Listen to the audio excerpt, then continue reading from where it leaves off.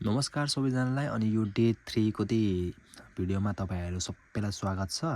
अनि आजको भिडियो भन्दा पनि मैले हिजोको भिडियोमा के पढाएको थिएँ भने हाम्रो भवेल पढाएको थिएँ अनि त्यसै गगागिगी कगागी त्यसै गएको थियो भने आजको भिडियोमा चाहिँ हामी अगाडि आउँदा हुने फरक उच्चारणहरू चाहिँ पढ्ने छौं। त्यो भने के भन्दाखेरि म तपाईहरुलाई पढाउँदै गएपछि यहाँ बुझिहाल्नुहुन्छ। त्यो भन्दा अगाडि चाहिँ म सुरुमा हामीले पढेको कुरा चाहिँ म यहाँ लेख्छु ल। जस्तै हाम्रो लेखेको थियो ग न द र म ब स अ ज छ अनि ख थ फ र अ। अर्को थियो क त प स च। यति रहेछ है। यो चाहिँ हाम्रो बिचमा हुँदा O R I G I original उच्चारण लेख्यो ल। किन लेख्यो बुझिहालिन्छ। यहाँ अन्त्य हाम्रो के लेख्छौँ भन्दाखेरि अगाडि आउँदा हुने उच्चारण। अगाडि आउँदा हुने उच्चारण, बिचमा आउँदा हुने उच्चारण र पछि हाम्रो डे 4 को च्याप्टरमा चाहिँ हामी तल आउँदा हुने उच्चारण भनेर पढ्छौं। आज पढ्ने भनेको हाम्रो अगाडि आउँदा हुने उच्चारण। त्यसमा पनि धेरै छैन, हाम्रो चेन्ज हुने भनेको हाम्रो जम्मा 4 वटा छ। जस्तै यो ग चाहिँ हाम्रो अगाडि आयो भने यसैलाई लेख्ने बेलामा ग नि लेख्ने, भन्ने बेलामा ख भन्ने। द अगाडि आएको छ भने लेख्ने बेलामा हामी द नि लेख्ने, तर भन्ने बेलामा थ भन्ने। त्यस्तै हाम्रो ब लेख्ने बेलामा ब नि लेख्ने, अगाडि आएको छ भने बलाई फ भनेर पढिदिने। त्यस्तै हाम्रो यो ज लेख्ने बेलामा ज नि लेख्ने, अगाडि आएको बेलामा छ भनिदिने। अरु कुनै पनि चेन्ज हुँदैन। अरु हाम्रो अगाडि आए पनि हाम्रो बिचमा आए पनि हाम्रो ओरिजिनल जसरी सुरुमा पढेको थियौं त्यसरी नै पढ्ने। सुरुमा यसलाई ग भनेर पढी अब त किन ख भनेर भन्नु होला। म यसको एक्जाम्पल सहित तपाईहरुलाई भनेछु किन भएको रहेछ भनेर चाहिँ। जस्तै यसको लागि चाहिँ हामी यहाँ लेखौँ है त। लेखौँ अब हाम्रो के हुन्छ त अगाडि। यो चाहिँ मैले कसरी तपाईहरुलाई समरीमा यस्तो सट्टसँगले एउटा नोटको जस्तो समरी एउटा सानो नोट बनाइदिए हुन्छ नि, त्यो नोटप्याड एउटा सानोमा लेख्छन् त्यसरी मैले लेखिदिएको। अब यसलाई डिस्क्राइब गरेर पढ्दाखेरि यहाँनिर पढौँ अगाडि जाँदा हुने फरक उच्चारण भनेर हुन्छ। हाम्रो यो ग भनेर पढेको थियो, सुरुमा आउँदा ख हुँदो रहेछ। भन्नुको मतलब चाहिँ के रहेछ भन्दाखेरि जसरी यहाँनिर यसरी यो तपाईहरु पढ्न सक्नुपर्ने हुन्छ है। यो ग हो, तर अब ग चाहिँ सुरुमा आयो भने ख, तर कसै यसरी पढ्यो भने ग प्लस आ गा हैन, ग प्लस आ गा, द प्लस आ दा, गादा भनेर पढ्नेको चाहिँ मिस्टेक हुन्छ। यसलाई कसरी पढ्नु पर्यो अब ग सुरुमा आयो, यहाँ यसको अगाडि कुनै पनि कन्सोनेन्ट छैन, यसको अगाडि कुनै पनि कन्सोनेन्ट छैन नि भने ग सुरुमा आएको भने अनि गलाई के भनेर पढ्ने, लेख्ने बेलामा ग तर भन्ने बेलामा ख, ख प्लस आ खा, द प्लस आ दा खादा भनेको जानु, मिनिङ त जानु रहेछ, खादा भनेको जानु। त्यस्तै हाम्रो अर्को हुन्छ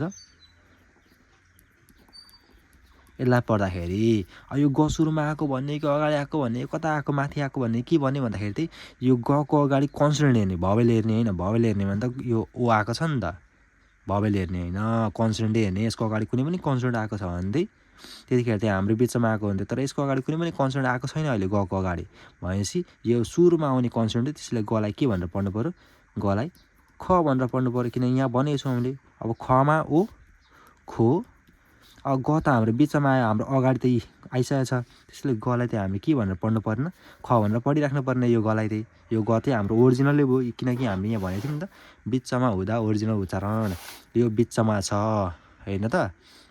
त्यसैले ग को ग नि भयो, गमा इ गी, खोगी भनेको मासु भयो है त, ग को सकिहाल्यो। त्यस्तै हाम्रो अर्को छ द को, द चाहिँ थ भन्नु पर्दो रहेछ। जस्तै यहाँनिर द त्यही सुरुमा आयो भने थ भन्नु पर्यो, मतलब द चाहिँ अब यसरी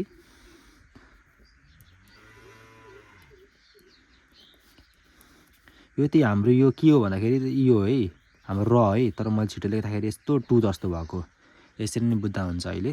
यो द भने यो द हो, तमा ओ दो, अनि रमा ओ रो यसरी दोरो भन्नेको चाहिँ मिस्टेक भयो किनकि दको अगाडि कुनै पनि कन्सोनेन्ट आएको छैन भने चाहिँ दलाई थ भनेर पढ्नु पर्यो त्यसरी थमा ओ थो अनि रमा ओ रो थोरो भनेको सडक बाटो जे भने पनि भइहाल्यो हैन त त्यस्तै अर्को हुन्छ यसरी आइदरी अब यहाँनिर बितायो यो द अगाडि आएको हो कि कता आएको भन्ने भन्दाखेरि दको अगाडि कुनै पनि अरू कन्सोनेन्ट आएको छ गणतरमा चाहिँ कुनै आएको छ भने त्यही हाम्रो बिचमा आएको भन्ने हुन्छ कुनै पनि आएको छैन कन्सोनेन्ट भने त्यसको अगाडि यो द सुरुमा आएको भने त्यसैले दलाई के भन्ने थ भन्ने थमा ओ थो अनि यसरी तल आइदिएको छ तल कुनै पनि कन्सोनेन्ट यसरी आइदिएको छ हाम्रो भवेलको तल कन्सोनेन्ट आइदिएको छ भने तिनीहरूलाई फाछिम भन्छ हैन तिनीहरूलाई चाहिँ कसरी पढ्ने यिनीहरूलाई आदि मात्र उच्चारण गर्ने आदि मात्र पढ्ने भनेको यसरी नलेख्ने अनि खुट्टा तानिने बिचमा आएको थियो भने आदि यसरी लेख्ने थियो हैन त तल जुन चाहिँ यहाँ आओस् कन्सोनेन्ट भवेलको तल कुनै पनि कन्सोनेन्ट झुन्डेर आएको छ भने तिनीहरूलाई आदि मात्र पढ्ने त्यो चाहिँ म अब पढाइहाल्छु यो लगत्तै हाम्रो 4 वटा सक्ने बित्तिकै लगत्तै पढाइहाल्छु अहिले छोटो सम्झाए त्यसरी सम्झिनु है अब यो थोन भनेको चाहिँ पैसा जस्तै कोरियामा गएपछि कसैले थोनी छ भन्छ पैसा छ भन्दाखेरि आनियो छैन अप्सयो छैन होइन छैन भन्दा भइहाल्यो थोनी छ भन्दाखेरि आनियो भनिदिने ल अब अर्को हुन्छ हाम्रो ब यो ब चाहिँ हाम्रो सुरुमा आयो भने फ भन्नु पर्दो रहेछ जस्तै कस्तो त भन्दाखेरि यसरी आइदरी अब ब सुरुमा आयो यसको अगाडि कुनै पनि कन्सोनेन्ट छैन भने बलाई के भन्ने फ भन्ने फमा ओ फो दमा आ दा फोदा भनेको हेर्नु यसलाई दलाई थ भनिराख्नु पर्यो त परेन किनकि दको अगाडि पहिले आइसकेको छ हाम्रो ब कन्सोनेन्ट आइसकेको छ त्यसैले दको ओरिजिनली उच्चारण भयो हैन त त्यस्तै अर्को इक्जाम्पल हेर्दाखेरि अलिकति लामो लेखौँ है त यसलाई पढ्नु पर्यो ब अगाडि आएको छ यसको अगाडि कुनै पनि कन्सोनेन्ट आएको छैन भने बलाई के भन्नु पर्यो फमा ए फे असँग कुनै पनि भवेल आयो भने त्यही जुनसुकै भवेल आओस् असँग आयो भने डाइरेक्ट यो अ नहेरिकन हाम्रो भवेल मात्र हेर्दा पनि हुन्छ किन भन्दाखेरि यो असँग भवेल हेर्दाखेरि अमा उ नै हुने हो अनि अबाहेक अलाई नहेरिकन डाइरेक्ट भवेल मात्र हेर्दा पनि यो भनेको उ नै हो त्यसैले असँग चाहिँ जुनसुकै भवेल आयो भने त्यही अ नपढिकन डाइरेक्ट भवेल मात्र पढ्दा पनि हुन्छ अनि दमा आ दा फेउदा भनेको सिक्नु है त ल अर्को हाम्रो लास्ट रहेको छ के त भन्दाखेरि ज यो ज चाहिँ सुरुमा आयो भने छ भन्ने रे मतलब चाहिँ जस्तो एक्जाम्पलको लिने हो भने यसलाई लिउँ अब ज सुरुमा आयो यसको अगाडि कुनै पनि कन्सोनेन्ट छैन भने जलाई के भन्नु पर्यो छ भन्नु पर्यो छमा आ छा दमा आ दा छादा भनेको त्यही सुत्नु हो यसलाई कसैहरूले यसरी जमा आ जा दमा आ दा जादा भन्नुभयो भने त्यसरी बिग्रियो किन बिग्रियो आफै बुझिहाल्नुभयो किन त होइन अर्को हुन्छ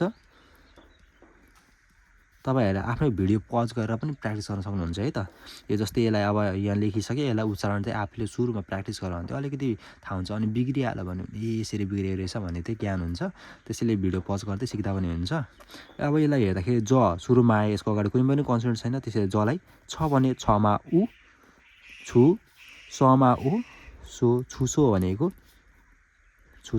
ठेगाना इङ्ग्लिसमा के हुन्छ त एड्रेस एडिडी आरइएस एड्रेस हुँदो रहेछ अरू बाँकी जुनसुकै आओस् तिनीहरूमा नो चेन्ज हाम्रो यिनीहरू जुनसुकै आओस् अगाडि यी 4 वटा मध्ये जस्तै यो न अगाडि आयो भने नलाई ननी भन्ने जस्तै यो र अगाडि आइदियो भने रको र नै हुन्छ म अगाडि आइदियो भने मको म यी बाहेक जुनसुकै अगाडि आओस् हाम्रो ओरिजिनलै उच्चारण हुन्छ अब यी 4 वटा चाहिँ हाम्रो अगाडि आइदिएको छ भने तिनीहरूलाई मात्र फरक है कति सजिलो हेर्नु त मैले अघि अर्को के भन्न लागेको थिएँ भने जस्तै यहाँनेरि कुनै पनि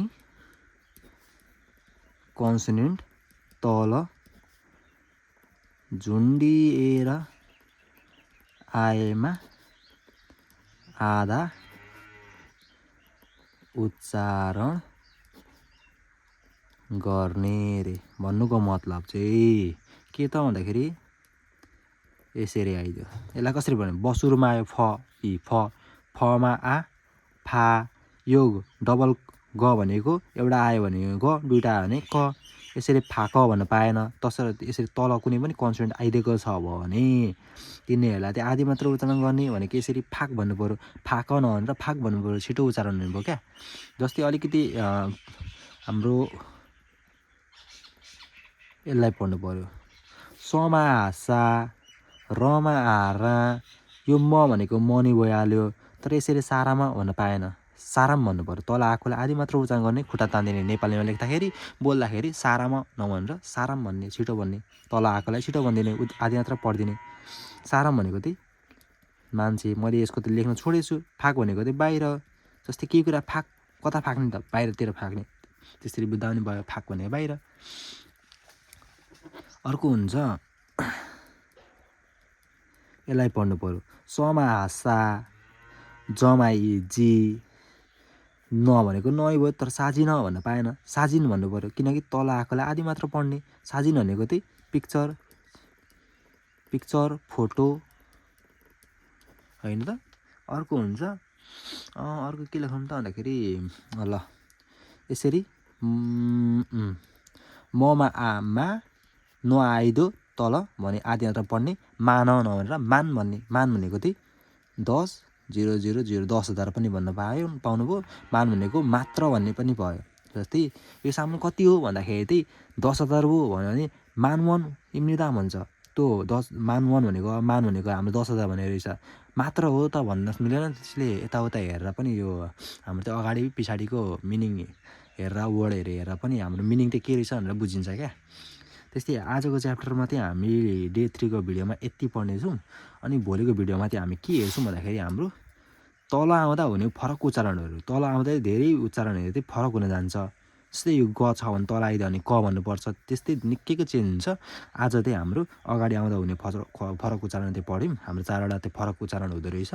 अनि तल आएको फाचिममा आएको तल आएको कन्सोनेन्टलाई चाहिँ हामी आदि मात्र पढ्दो रहेछौँ। त्यस्तै अब डे 4 को भिडियोमा चाहिँ हामी तल आउँदा हुने फरक उच्चारण पढ्नेछौँ। त्यसैले तपाईँहरूले कति के बुझ्नुभयो भनेर चाहिँ तल कमेन्टमा प्रतिक्रिया आफ्नो सुझाव दिनुहोला। केही कुरा सुधार गर्नुपर्ने छ भने तपाईँहरूले मलाई केही कुरा कमेन्टमा भन्न सक्नुहुन्छ। नबुझेको कुराहरू पनि तपाईँ कमेन्टमा भन्न सक्नुहुन्छ। अनि केही कुरामा मैले सुधार गर्नुपर्ने हुन्छ पनि कमेन्टमा भनिदिनु होला। अनि म चाहिँ अब आउने नयाँ भिडियोहरूमा चाहिँ सुधार गर्दै जानेछु। अहिलेको लागि चाहिँ यति नै गरौँ। हुनु पऱ्यो यो भिडियोलाई चाहिँ लाइक गरिदिनु होला, सब्सक्राइब गरिदिनु होला है त।